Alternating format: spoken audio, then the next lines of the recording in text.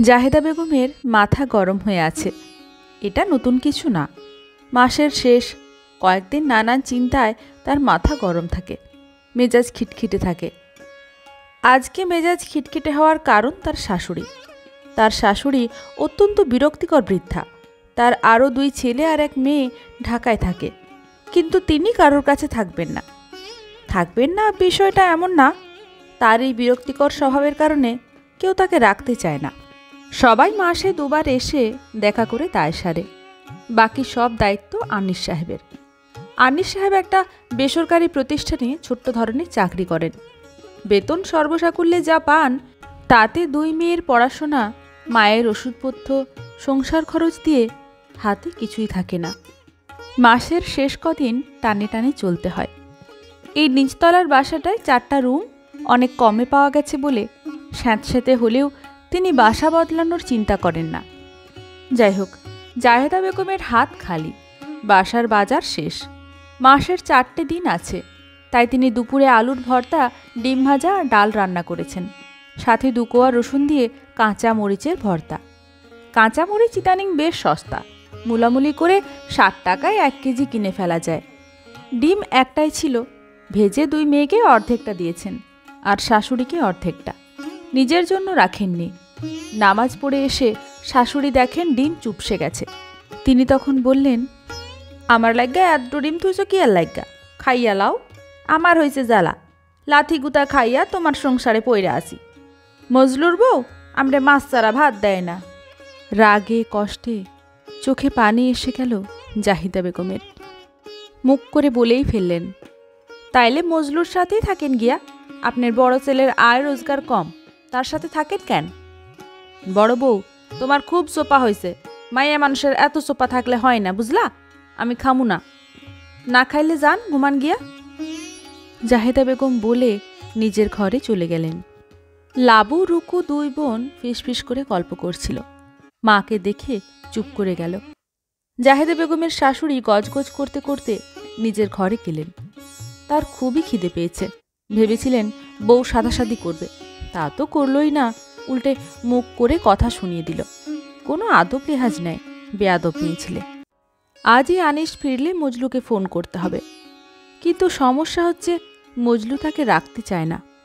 ঘুরিয়ে পেঁচিয়ে একবেলা পরই বলে, চলেন আম্মা, ভাইজানের বাসাতে দিয়ে আসি। মেয়েটা হয়েছে আরও শয়তানের ঘোড়া, একদিন দাওয়াত দিবে না, উল্টে 2 ইয়া মোটকা পোলা পয়দা করেছে। মাকে দেখার নামে মাসে 1 বার করে এসে বড় ভাইয়ের বাসায় ভালো মন্দ খাওয়ার ধান্দা করে। কিন্তু এ মাসে বড় বউ একদম মুখের উপর বলে দিয়েছে তিনি জাহেদাকে তেমন পছন্দ করেন না, কিন্তু এবার খুব খুশি হয়েছিলেন। মেয়েকে বলেছিলেন, তোর শাশুড়ির মতো আমার একটা সবুজ রঙের শাড়ি আয়না দিস। মেয়ে তাকে তাচ্ছিল্য করে বলেছে, এগুলো সুতি জামদানি, তুমি এত টাকা দিয়া এগুলা কিনবা কেন, তোমারে অন্য কাপড় দিবানে। তখন বড় বউ বলেছে, কেন ময়না, আমার কি ভালা শাড়ির শখ নাই? আছে ভাবি, কিন্তু মা নষ্ট করিয়া ফেলাইব তো। তুমি আজ 2টা মুরগি চড়াইও, আমার 2 পোলার 2টা কইরা রান লাগে। জাহেদা বেগম বলেছেন, ঘরে মুরগি নাই, চেপা সুটকি রানতেছি, ডিম আছে, এগুলা দিয়ে খাইয়ে দাও। কি বলো ভাবি, আমার পোলারা এসব খায় না।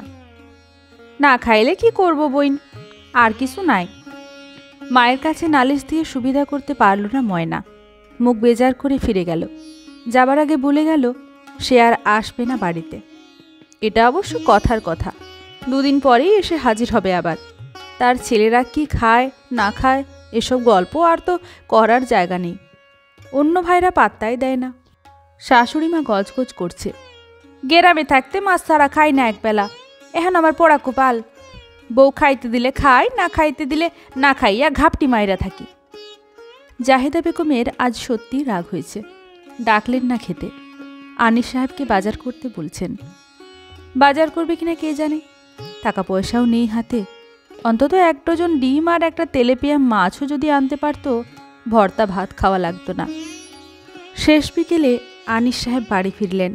তার হাতে বড় একটা ব্যাগ। ব্যাগটা মেঝেতে ঢেলে দিতেই তাজা মাছ ছড়িয়ে পড়ল চারপাশে। জাহেদা বেগমের চোখ বড় বড় হয়ে গেল। এত মাছ কই থেকে কিনলে? আনিস সাহেব হেসে বললেন, বড় সাহেবের সাথে তুরাগের পাড়ে গিয়েছিলেন, স্যার মাছ কিনলেন, সাথে আমাকেও কিনে দিলেন। মাছ দেখে জাহেদা বেগমের রাগ পড়ে গেল। তিনি শাশুড়িকে ডাকলেন, আম্মা দেখা যান, আপনার বড় ছেলে কত মাছ আনছে।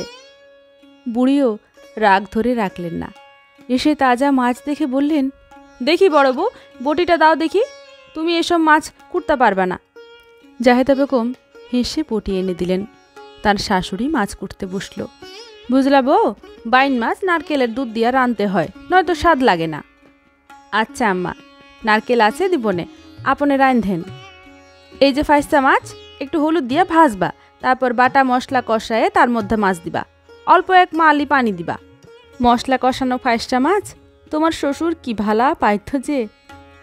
জি আচ্ছা আম্মা। ট্যাংরাটি থইয়া দাও, বেগুন আনলে বেগুনের পাশে দিয়া জোল কইরো। আজ কি খাবেন আম্মা? রান্ধো তোমার যা মন চায়। চিংড়ি কয়টা ভাজবা নাকি? তোমার মাইয়ারা ভালা পায়। জাহেদা বেগম হেসে চিংড়ি মাছ কয়েকটা নিয়ে রান্নাঘরের দিকে চলে যান। মেয়েদের নামে কার খেতে মন চাইছে এটা বুঝতে তার অসুবিধা হয় না।